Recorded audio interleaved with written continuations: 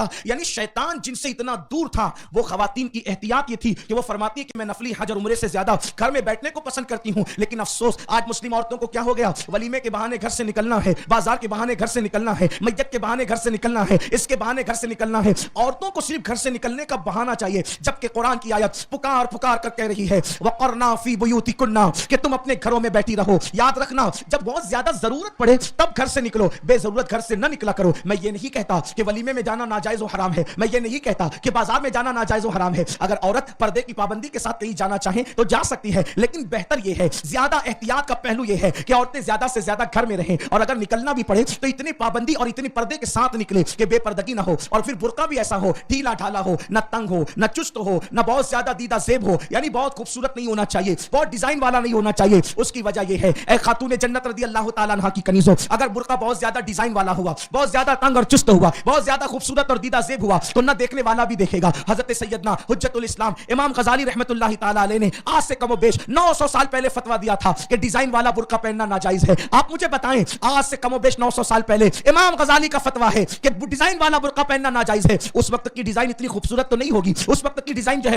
اتنی جو ہے وہ حسین و جمیل تو نہیں ہوگی, اس وقت کی ڈیزائن اتنی ترقی یافتہ تو نہیں ہوگی, لیکن اللہ اکبر اس کے باوجود بھی امام غزالی فرماتے ہیں کہ اللہ اکبر عورتوں کو ڈیزائن والا برقع پہننا ناجائز ہے. اور پھر اس وقت کے مرد بھی کتنے متقی تھے, پرہیزگار تھے, اس وقت کی عورتیں بھی پرہیزگار تھی. آج تو حال یہ ہے فلم دیکھنے والی بچیاں, سیریل دیکھنے والی بچیاں, نہ تقویٰ ہے نہ پرہیزگاری ہے. اللہ اکبر تقویٰ جن پر بھاری ہے, جو اعمال سے آری ہے, ان لوگوں کا حال یہ ہے کہ اللہ اکبر وہ خوبصورت چمکدار بھڑکیلے تنگ اور چست برقعے پہن کر کبھی بازاروں کی زینت, کبھی فلموں کی زینت, کبھی مردوں کے درمیان. اے خاتون جنت کی کنیزوں سن لو, جب کوئی اللہ کی نافرمانی کرتا ہے تو اللہ کا اعلان ہوتا ہے ان بطش ربک لشدید, تیرے رب کی پکڑ بڑی سخت ہے. سنو جس نے میرے اللہ کی نافرمانی کی, خدا نے ان کی پکڑ کی ہے. اگر تم اپنے حسن پر نازا ہو, اگر تم اپنی صحت پر نازا ہو, اگر تم اپنے کمال و جمال پر نازا ہو, اور اللہ نے پردے کا حکم دیا, پردے کا حکم ملا کی طرف سے نہیں, پردے کا حکم اللہ کی طرف سے ہے, پردے کا حکم مخلوق کی طرف سے نہیں, پردے کا حکم خالق و قیوم کی طرف سے ہے, اس غیرت والے خدا کی طرف سے پردے کا حکم ہے. اگر تم اپنے حسن کی نمائش کرتی رہی اور اسی طرح بے پردہ گھومتی رہی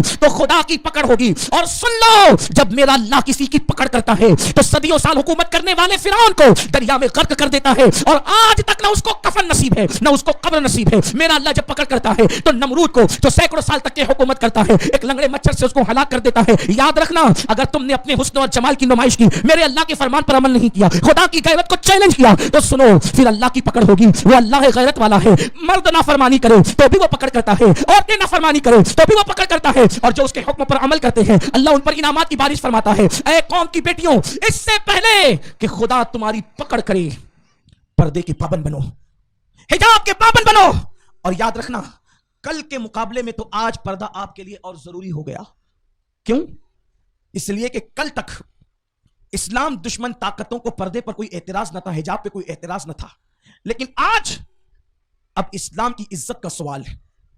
اب آپ اگر پردہ نہ کرو اس کا مطلب آپ نے اسلام کی آبرو کا خیال نہ کیا, اور اگر پردہ کرو گی تو اسلام دشمن طاقت کے دانت کھٹے ہو جائیں گے, اور پھر تمہاری آخرت بھی سورے گی, تمہاری عزت بھی محفوظ رہے گی. بعض بچیاں سوچتی ہے پردے میں رکھا جاتا ہے, پردے میں رکھنا ظلم ہے. نہیں, ظلم نہیں. رات کے وقت درندے جب پھرتے ہیں تو بکری کا جو شریف مالک ہوتا ہے وہ بکری کو اپنے گھر میں لا کر کے چھپا دیتا ہے. اب اگر بکری یہ سوچے کہ مجھے رات کے وقت گھر میں کیوں رکھا, کتے تو آوارہ پھر رہے, بلیاں تو آوارہ پھر رہی, چیل کوے تو آوارہ پھر رہے, شیر اور درندے تو آوارہ پھر رہے, مجھے میرے مالک نے گھر میں چھپا کے کیوں رکھا؟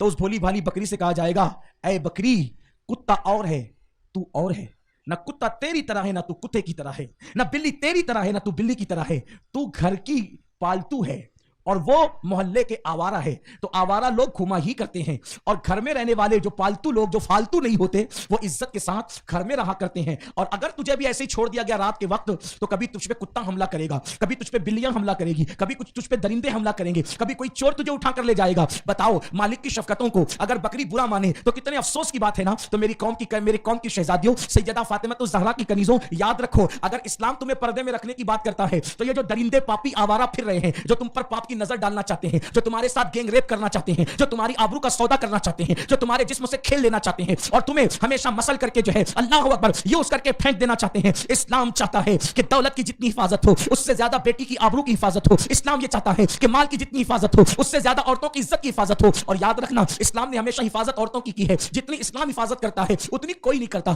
دنیا کی طاقتیں تمہاری حفاظت کیا کرے گی؟ اللہ اکبر. یہ دنیا کے حکمراں